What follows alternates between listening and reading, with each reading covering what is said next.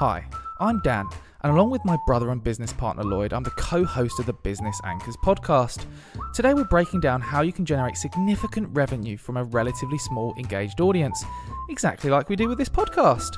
Take it away, Past Dan. This podcast is strategically designed to, one, be interesting to listen to.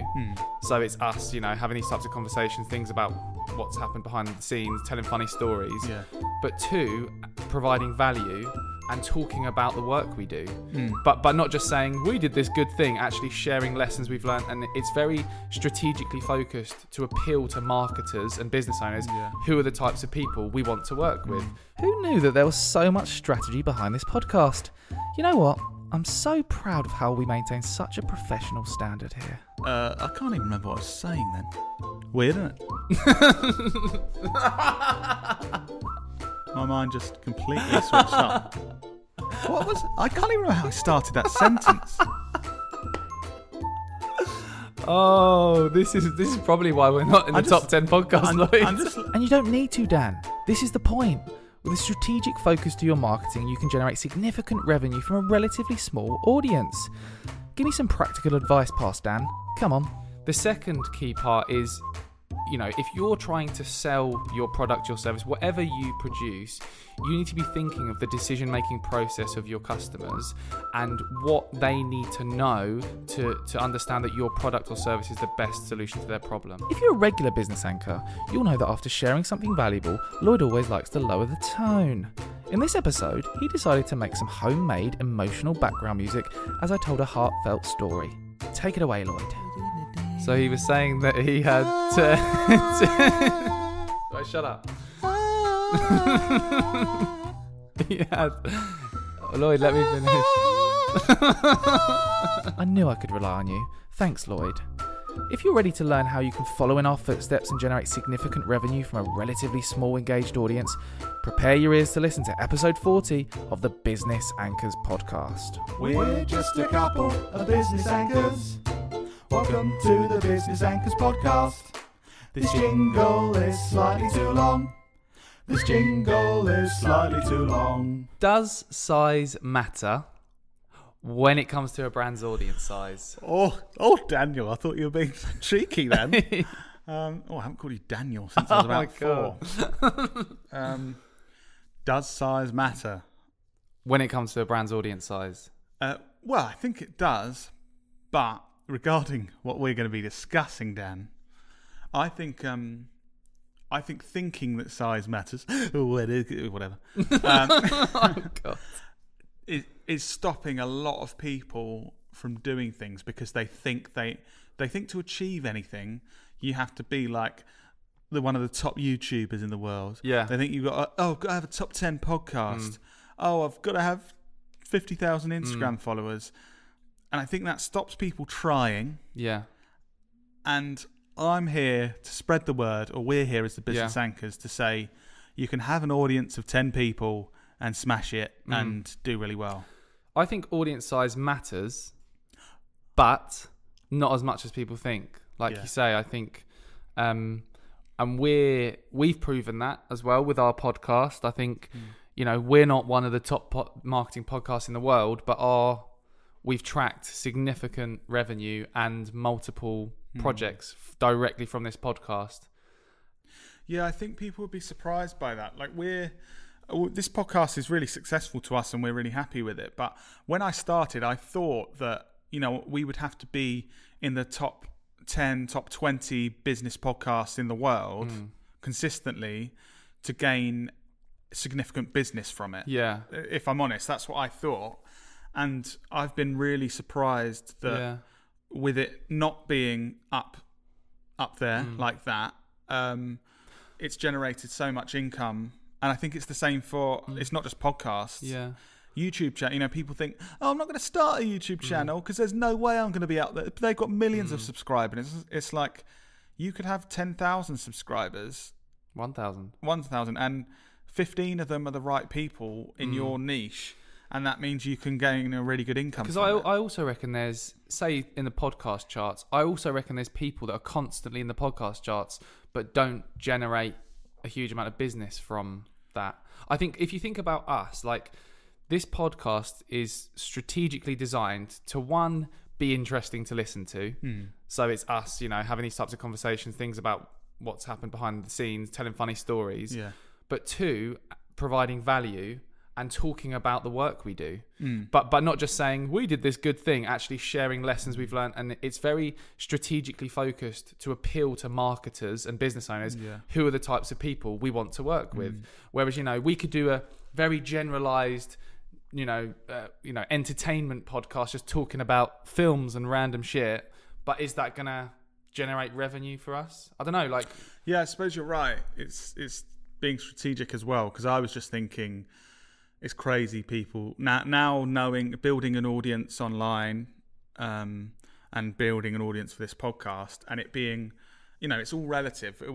We haven't got the biggest. We're not an influencer with like millions of views on stuff and things like that. I think I can't even remember what I was saying then. Weird, isn't it? My mind just completely switched off. What was? I can't even remember how I started that sentence. Oh, this is probably why we're not in the top 10 podcasts. This is proving you do not need a world-beating podcast to. I can't remember what I was saying. We were talking about not needing a massive audience. And with our podcast, it's more niche and it's strategically targeted towards. Oh, the being strategic thing. Yeah. Do you remember what you were saying? Yeah. Sorry, we definitely keep that in. Please? Yeah. Keep that in, Josh.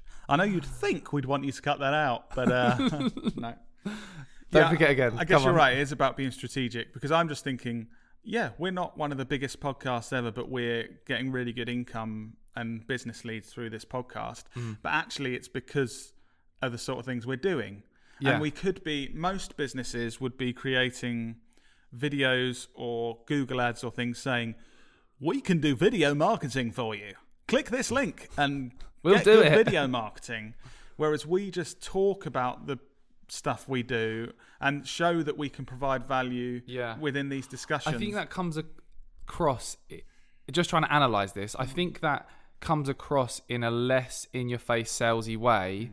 And it breaks the barrier that people have of, you're trying to sell to me. Don't try. I don't want to become a customer to, we're not trying to sell to you. We're talking about what we're doing. If you're interested, then rather than being direct and disruptive. And so how do you think, would you give any advice? So say someone now is a business owner, and they've been wanting to start a podcast, but kind of thinking like, I don't know if it would be good for business really. I don't know if it's worth the effort. What advice would you give for them to get value out of it, even like we're saying, even if they have a couple of hundred listeners a week or a month, or 500 a month, or or 50? I think you need to think strategically like we have, and you need to hit a number of key points. So firstly, I think probably the most important point, I'd say, I don't know what you think, is that it needs to be interesting to listen to. Because if you don't hit that point, then no matter what you say strategically, no one's going to be listening. Okay, right, we need to try and do that. Yeah, we need to try and do that. Okay, all right. I mean, no, in terms of it being interesting to listen to, there's a number of elements that could include. So it could be value adding. That's interesting to listen to. What can you teach someone? There's a lot. Most of the top marketing podcasts go down that route. Here's how you generate 1,000 YouTube subscribers. Here's how you do this, how you do that. And it's very practical, step by step. We don't really go for that option. So there's other things you can hit. Well, saying that you are giving the steps that it would currently. I'm very much comparing podcasts, step-by-step podcasts. Yes. Like, this is just a very small part of this. We chat shit most of the time. Yeah. This is a very small practical part. Other podcasts are like the 10 steps to growing a podcast. So there's value-adding stuff. There's it being entertaining and I like to think that ours maybe ticks that because we're brothers and we take the piss out of each other. At least 50% of it, on this side. Side of the table. So it can be value adding, entertaining. So that's one part. It needs to be interesting to listen to. The second key part is if you're trying to sell your product, your service, whatever you produce, you need to be thinking of the decision-making process of your customers and what they need to know to understand that your product or service is the best solution to their problem. So, for example, if you're an accountant and say your customers are looking for accountants, what do they need to hear to know you're good? Things like evidence that you've been a good accountant for other people. What stories do you have where you can share examples of, oh, this business came to us with this problem in accountancy and we helped them, and here's how. They'd want to know what other customers you've worked with. They'd want to know what the process is of working with you. There's all of these kind of questions they have that you need to be answering. I suppose the skill is in your first point of making it entertaining and interesting or not necessarily entertaining, but interesting to listen to.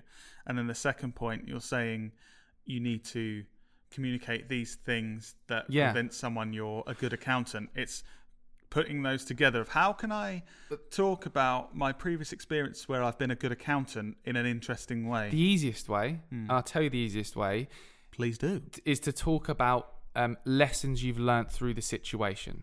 Everyone wants to learn stuff. Everyone is constantly making mistakes and they want to make less mistakes to fast track their growth. That is a good lesson you've learnt from producing this podcast. Exactly. Yeah. So if you want to Inception. If you want to communicate, how you're an accountant and you help your customers and the process you go through with them, that's really good. Talk about an example of a customer who you've helped and what happened in that situation. Try and share some interesting, emotive things when it was really exciting or sad or the client was upset. And try and talk through to make it interesting, but share the lessons you've learned. It's about storytelling, isn't it? It's like, I want to tell this story about me being a good accountant, but if I just say this person had a problem and then I solved it and I'm a good accountant, that's boring. Yeah. But if you can tell that story in a way that's interesting to your listeners. And also, I think there's an element, and this kind of merges in with public speaking, is showing vulnerability and showing, like, for example, we constantly talk about the mistakes we've made along the way, going to a pitch, not realizing it's a pitch, driving 3 hours to a customer when they've got a £50 budget. Like all these stories we tell is all us being shit and all us making mistakes. And that makes us more human and more relatable to people, because we literally are just two brothers that are nice. Yeah. Sounds a bit boring. I have to say, I do think that is really important, because I think a lot of people think showing that you've made mistakes in the past along your journey, think, well, people then won't trust me because they'll think I'm rubbish. It's the opposite. But I think it's the opposite. We honestly speak about our journey in the past and how we've learnt things. And I think that, listeners, you can tell me if I'm wrong, I think that then communicates that we are honest and trustworthy and we're not hiding anything. What you see is completely what you're getting. Yeah. And that goes a long way. I think when I'm certainly making business decisions, when I've been looking for an accountant in the past, or when I'm hiring people for new roles like we spoke about last week, a massive part of it is just, can I trust these people? Like, is there a reason for me to think I can trust what these people are saying? And I think if there's any way you can do that in your online content, so a podcast, videos, to get blogs, whatever, I think that really goes a long way. I also think in terms of the numbers thing of like, do you need a big audience? Even if you've got 10 listeners to your podcast, I think people forget that figurative number of 10, there's actual human beings behind that listening to you. Like, I remember seeing this video on TikTok, which was really interesting, of this this gamer who had 10, I think it was about 10 people watching his live stream. And someone came on and basically trolled him. I was like, oh, look at you sitting there with 10 people watching you. No one wants to. And he said in the TikTok, they had like emotional music behind it. It was one of them. And he was. That's not emotional music. Oh. Go on, try again. So he was saying that he had. Right, shut up. He had. Oh, Lloyd, let me finish. In a minute, I'm just going to turn your level down. Yeah, please do. So he had 10 streamers on, and he said, you know what, I don't care about the numbers, because he thinks of those 10 people watching his stream as 10 people sitting in his front room on chairs. upbeat music. Yeah. So if you think about that, 10 podcast listeners, imagine 10 people sitting as an audience in here listening to us. That's quite powerful, isn't it? I think that is the key lesson from this whole podcast, and the thing I really want us to get across. Dum-dum. People come back from a networking meeting and go, it was brilliant. Yeah, there's 22 people, met some really great people. But people start a podcast to put a video out and go, only got 20 views. Yes, like it's like, hang on, it's the same. It's like the same thing. They're 20 real people that are in front of you. So I think you need to judge it in the same way. People judge themselves against other people's numbers. So their favourite podcast they listen to has millions of listeners. Yeah, because it's your favourite podcast. It is, but also there are loads of people listening to the more niche podcasts that aren't top in the world. But this is what I was going to say. This is what I was just thinking in terms of a really good tip. Make your podcast really strategically focused around the decision maker you want to become a customer. For example, us. We want to attract marketers from brands. So everything we talk about is examples of how we've helped other marketers from brands, campaigns we've run, things we've learned from running an agency, working with these people. So, think of who those people are, those decision makers are. And even do research to figure out what do they care about, what will they find interesting. And the way you shape what you talk about is speak about them. Speak about marketing directors if you're targeting them, or CEOs, or. And I do think a really interesting thing is that, well, to me, you might not find it interesting, listeners, that we have made hundreds of thousands of pounds of income from this podcast from less than 10 listeners over this past year. We only needed between 5 and 10 listeners to generate that income from this podcast. So in theory, if we were perfect, which is impossible, we could have had 8 listeners and done that. Now, obviously, that's not achievable, but I think if you're absolutely amazing, you could do it with 100 listeners. You could do it with 500, and if you've got 2,000, it's even more likely that you can achieve I also think the non-decision makers who will never become your clients, most people listening to this podcast will never become our clients. They're also hugely valuable to us as advocates. You are, listeners, Kay. No, they are. Like, this is me speaking honestly. Some of the people who shout about this podcast the most and share it with a link to it and say, I listened to this podcast, it was great, are the people who will never be our customers. But someone who they know and they're connected with could be a decision maker who sees their post and then that draws them in. So we provide them value, and hopefully they enjoy this podcast, and then they're talking about it, sharing it, and that's really valuable to us. And them just listening helps in the algorithm to spread the word more. So God, we've got a great relationship. You business anchors who talk about this podcast, post about it on LinkedIn, message people on your email list. We value you. We really, really do. So I think that was genuine there. Because it's helped us so much. I didn't realise you didn't. I should have done the emotional music. Oh, okay, go on then. Try again. I value you. We value you so much. I don't know why you've been listening to emotional music. Barney's almost in tears behind the cameras. The emotional music is really working. Because I don't know what that is, but I'm glad that's Barney's getting that from this podcast, and that's good. But yeah, ultimately, to summarise, we all start somewhere, and don't get disheartened that you've got one view on your video, or I think there's so one many like, people ready to start things, and they're like, "Oh, I'll only get 50 viewers." Yes, and that can be really significant for your business. So you don't need 1 million subscribers on YouTube. Yeah. Stop holding yourself back. Stop worrying about the numbers and get out there. This is what's for the emotional music. And get out there and do it. This has been one of those weird episodes again. Boom, boom, boom. And then I opened my eyes and grew my business tenfold. Oh no, that sounds like a terrible advert. Yeah. That's not what we want to do. Yeah. I think we should wrap it up there. Yeah, Dan. I've really enjoyed this chat. We've got it out to the world that you don't need to be a world leader to grow a business and do stuff with online content. Do stuff. That's a technical term. Oh my God. End it there. Thanks for listening, guys. We love appreciate you, business anchors. Or business anchors, if you know.